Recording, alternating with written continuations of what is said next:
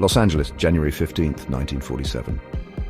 A young mother, Betty Bersinger, strolled through Lymert Park with her toddler. Something caught Betty's eye, a flash of white amidst the green. It appeared to be a mannequin, discarded and broken at the waist. But as she got closer, a chill ran down her spine. This was no mannequin, this was a body. The body was eerily white, drained of all color, severed in two. The woman's face was pale, frozen in a grotesque grin. Fear gripped Betty's heart. She quickly ushered her daughter away and ran to find the nearest phone. The police arrived to a scene that would forever be etched in the city's memory. The victim, a young woman, was later identified as Elizabeth Short. Her tragic end would become one of the most infamous unsolved mysteries in American history.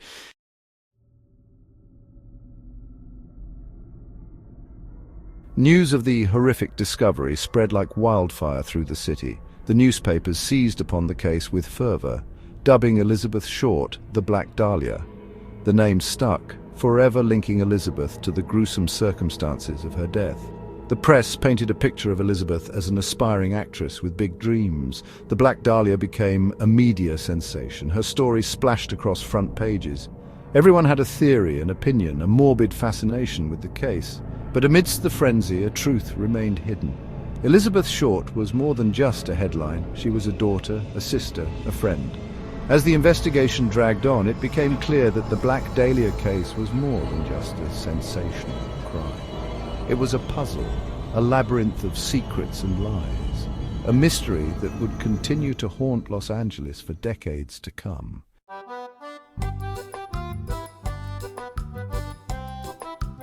Elizabeth Short's story begins in Hyde Park, Massachusetts. Born in 1924, she was a child of the Great Depression. Her father, Cleo Short, struggled to provide for the family. Her mother, Phoebe May Sawyer, held the family together amidst the turmoil. Despite the challenges, Elizabeth's early life was filled with simple joys. She was a bright and lively child with a passion for movies. The flickering images of Hollywood stars offered a glimpse into a world of glamour. It was during these formative years that Elizabeth's dreams of stardom began to take root. She yearned for a life beyond her small town, filled with the allure of Hollywood. But fate had other plans for Elizabeth Short. A series of events would soon shatter her world, leading to tragedy.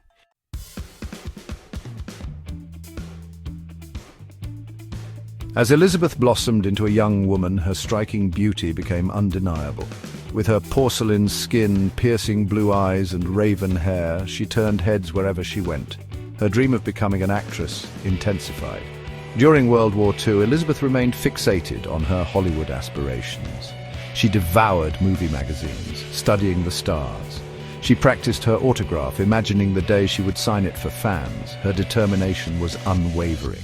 However, the realities of life during wartime cast a long shadow over her dreams. Opportunities were scarce, and the path to Hollywood seemed distant. Yet, amidst these challenges, Elizabeth clung to her dreams, finding solace in the fantasy of a brighter future.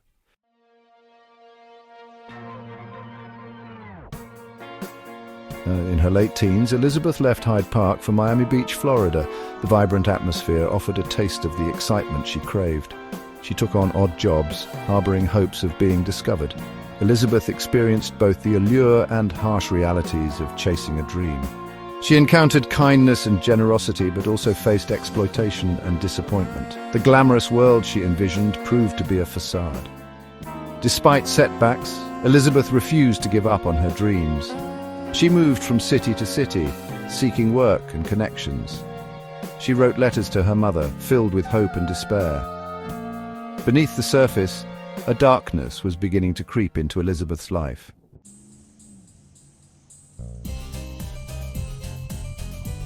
In 1946, Elizabeth Short moved to Los Angeles.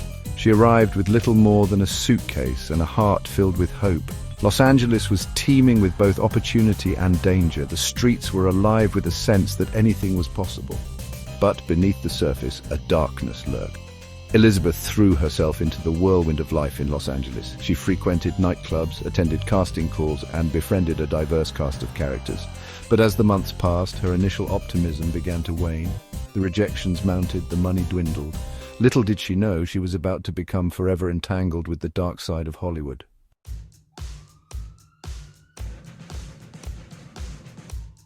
The vacant lot on Norton Avenue was an unlikely stage for such a horrific spectacle. The morning sun cast a colder light on the scene. The officers who responded to Betty Bersinger's call were hardened veterans, but nothing could have prepared them for the sight that awaited them. Elizabeth Short's body, bisected at the waist, lay sprawled on the ground. Her upper torso was positioned several feet away from her legs. Her porcelain skin was eerily white, drained of all blood. Her arms were posed above her head, a grotesque mockery of a dancer's pose. Her mouth had been slashed from the corners to her ears, forming a ghastly grin. This was no random act of violence. This was a calculated act of cruelty, a meticulously staged tableau of death.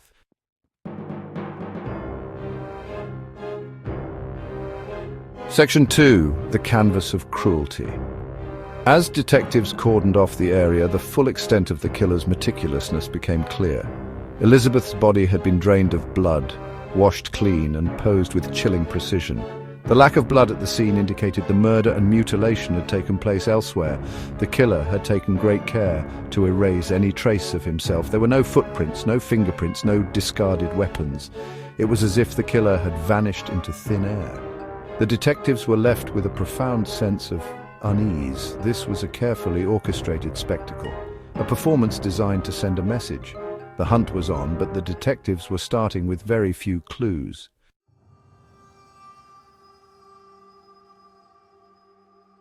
Section 3. Whispers of a Ghost. The investigation begins. The investigation into the Black Dahlia murder was like navigating a labyrinth of mirrors. The lack of physical evidence left detectives grasping at straws. The press hounded the police with insatiable curiosity. Every detail, every rumor, every whisper of speculation was amplified. The public devoured every update, their fascination bordering on obsession. Despite the pressure, the detectives pressed on, determined to bring Elizabeth's killer to justice.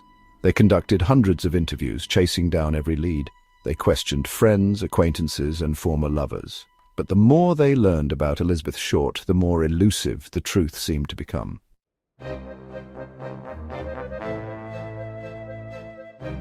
Section 4. A City on Edge. The spectre of the Black Dahlia hung heavy over Los Angeles. The gruesome nature of the crime sent a collective shiver down the spines of Angelinos. The City of Angels now seemed tainted by a darkness. Fear and paranoia seeped into the city's consciousness. Women, particularly young aspiring actresses, lived in fear. The once vibrant nightlife of Hollywood seemed to dim. The Black Dahlia case had exposed a seedy underbelly to the city. The police found themselves inundated with false leads and confessions. Every crank, every publicity seeker seemed drawn to the case.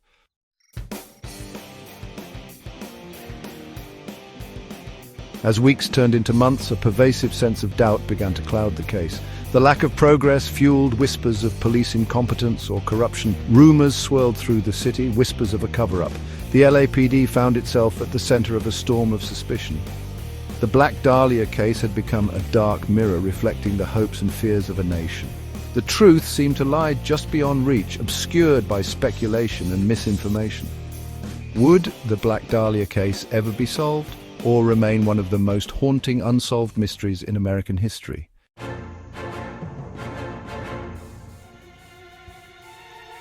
The brutal murder of Elizabeth Short sent shockwaves through the city of Los Angeles, but it was the media that amplified those tremors into a national earthquake of fear and fascination. Newspapers, hungry for a sensational story, seized upon the case with a fervor that bordered on frenzy. Headlines screamed the gruesome details, each edition competing for the most shocking revelation, the most tantalizing clue. Reporters flocked to the scene of the crime, eager to capture every grisly detail for their eager readers. Photographers clambered over each other, their flashbulbs illuminating the macabre tableau like flashes of lightning in a stormy sky. The vacant lot on Norton Avenue, once an anonymous patch of land, was transformed into a stage for a gruesome spectacle, the epicenter of a media storm that would consume the city. The public, bombarded with images of Elizabeth Short's mutilated body and tantalizing hints of a secret life, became both horrified and captivated. The case tapped into a deep well of fear and fascination, a morbid curiosity about the dark underbelly that lurked beneath the city's glamorous facade. The Black Dahlia case was more than just a murder. It was a media phenomenon, a story that both reflected and shaped the anxieties of a nation grappling with post-war uncertainties and the shifting sands of social morality.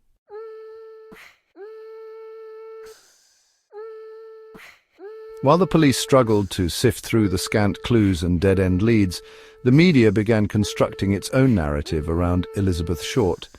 They dubbed her the Black Dahlia, a moniker that was both alluring and ominous, playing on her striking dark beauty and the noirish undertones of the case. The name stuck, instantly recognizable and endlessly repeatable, forever linking Elizabeth Short to the gruesome circumstances of her death. In the hands of the press, Elizabeth Short transformed from a victim into an enigma, a blank canvas upon which they could project their own theories and speculations. She was painted as a femme fatale, a temptress who had come to Hollywood seeking fame and fortune, her life a whirlwind of fleeting romances and dangerous liaisons. The truth, whatever it may have been, was deemed less important than the narrative that could be spun around it. The media's portrayal of Elizabeth Short as a mysterious seductress, while undoubtedly fueling public interest in the case, had the unfortunate consequence of obscuring the real woman behind the headlines. The whispers of scandal, the innuendo about her personal life, and the constant speculation about her character served to dehumanize her, transforming her from a victim into a caricature, a cautionary tale about the dangers of ambition and the dark side of Hollywood.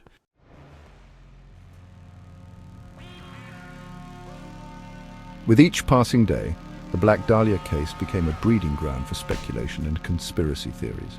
The lack of a suspect, the brutality of the crime, and the media's relentless coverage created a vacuum that was quickly filled with rumors, half-truths, and outright fabrications. Theories about Elizabeth Short's murder were as varied and colorful as the city itself. Some whispered that she was the victim of a spurned lover, a jealous ex-boyfriend seeking revenge for a broken heart.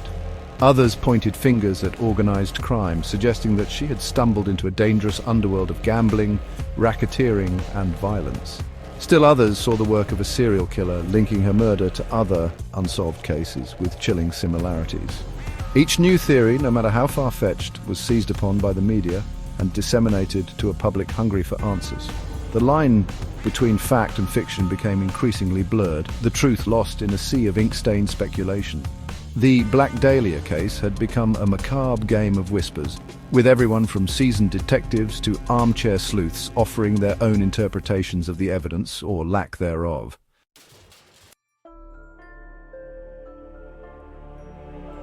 As the media frenzy surrounding the Black Dahlia case reached its peak, a profound truth became increasingly clear. The pursuit of fame and fortune in Hollywood was often a double-edged sword. For every aspiring starlet who achieved their dreams, countless others found their hopes dashed against the rocks of a harsh and unforgiving industry. Elizabeth Short, like so many before and after her, had come to Los Angeles with stars in her eyes, eager to escape the confines of her past and reinvent herself in the land of opportunity.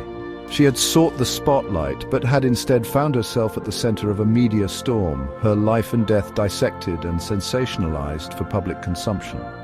The Black Dahlia case served as a stark reminder that beneath the glitz and glamour of Hollywood, a darker reality existed. It was a world where dreams were often shattered, where vulnerability was exploited, and where even the most brutal crimes could be overshadowed by the allure of fame and the relentless churn of the news cycle.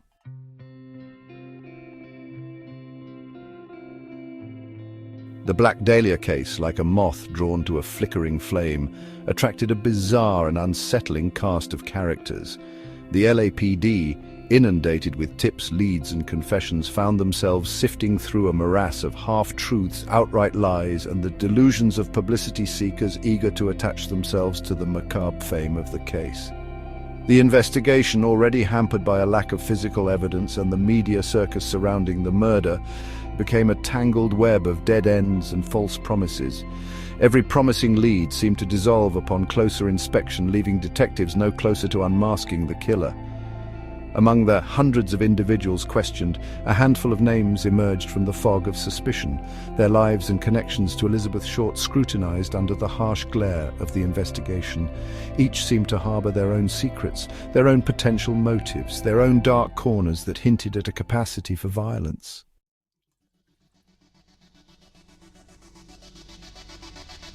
Dr. George Hodel, the devil in plain sight! One name, whispered in hushed tones and shrouded in an unsettling aura of power and depravity, would come to haunt the Black Dahlia case for decades to come. Dr. George Hill Hodel, a prominent physician, a patron of the arts, a man who moved in the upper echelons of Los Angeles society. Hodel seemed an unlikely suspect, yet beneath the veneer of respectability, a darkness festered. Hodel's history was littered with accusations of sexual deviance, domestic abuse, and a chilling disregard for the law. His own children would later describe him as a monster, a man capable of unspeakable cruelty. His medical expertise, particularly his knowledge of surgical techniques, was eerily reminiscent of the precision with which Elizabeth Short's body had been mutilated. The case against Hodel was largely circumstantial, built on whispers and suspicions rather than concrete evidence. But the more investigators dug into his past, the more the pieces seemed to fit, albeit in a chilling and unsettling way. Hodel's connections to the art world, particularly his association with the surrealist movement, hinted at a fascination with the grotesque and the macabre, a darkness that mirrored the brutality of Elizabeth Short's murder.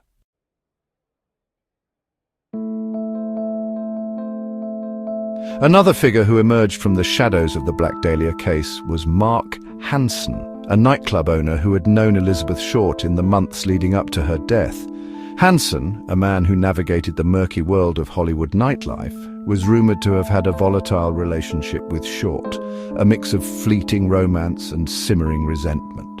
Witnesses placed Elizabeth Short at Hansen's nightclub in the days before her disappearance, and some claimed to have seen the two arguing. Hansen, a man accustomed to getting his way, had a reputation for being possessive and controlling, particularly when it came to the women in his orbit. While Hansen vehemently denied any involvement in Short's murder, his alibi was shaky at best, and his connection to the victim undeniable. Detectives, however, struggled to find the concrete evidence needed to link him directly to the crime. Hansen, like so many others drawn into the Black Dahlia's orbit, remained an enigma, a tantalizing thread in the tapestry of intrigue and suspicion.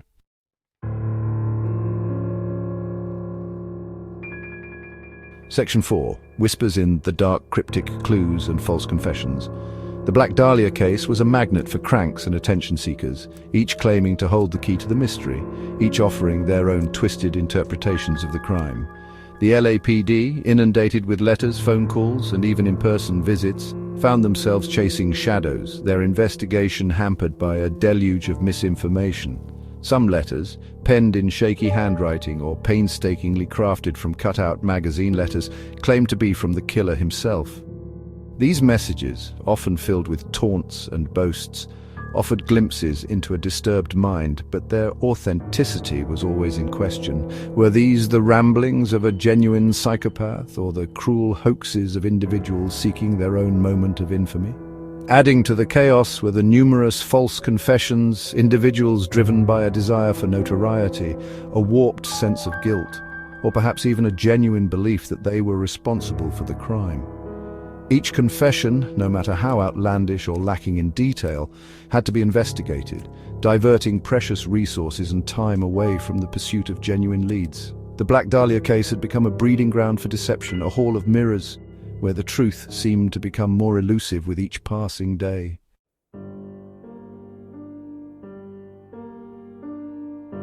Section 5. The Black Dahlia's shadow, unsolved and unforgotten.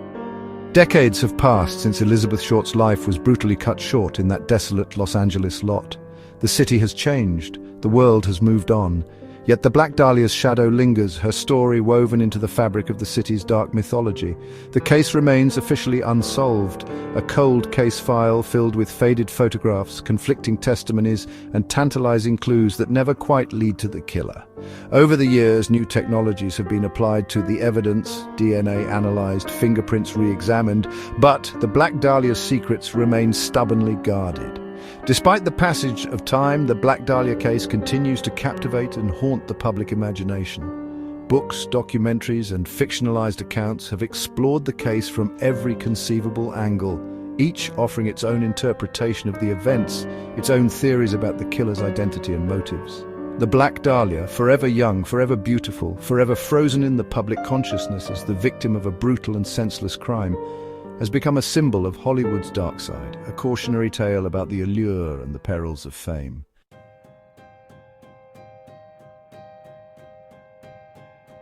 Section 1. In A Haunting Legacy. The Black Dahlia case, like a stubborn stain on the fabric of time, refuses to fade away. It has transcended the realm of true crime, evolving into a cultural touchstone, a cautionary tale whispered from generation to generation. The image of Elizabeth Short, forever young and beautiful, forever frozen in the moment before her life was brutally extinguished, continues to captivate and disturb. Perhaps it is the sheer brutality of the crime, the meticulousness of the killer's handiwork that continues to shock and intrigue. Or perhaps it is the enduring mystery, the tantalizing possibility that the truth, like a phantom limb, is always just out of reach. The Black Dahlia case, with its cast of shadowy figures, its whispers of conspiracy, and its unanswered questions, has become fertile ground for the imagination, a canvas upon which we project our own fears and fascination with the dark side of human nature. Over the years, countless theories have been proposed, suspects investigated, and accusations leveled. Yet, the Black Dahlia's killer has never been definitively identified, their motives remaining shrouded in shadow. The case stands as a stark reminder that even in the bright light of day, darkness can lurk, and some crimes, no matter how meticulously investigated, may forever elude justice.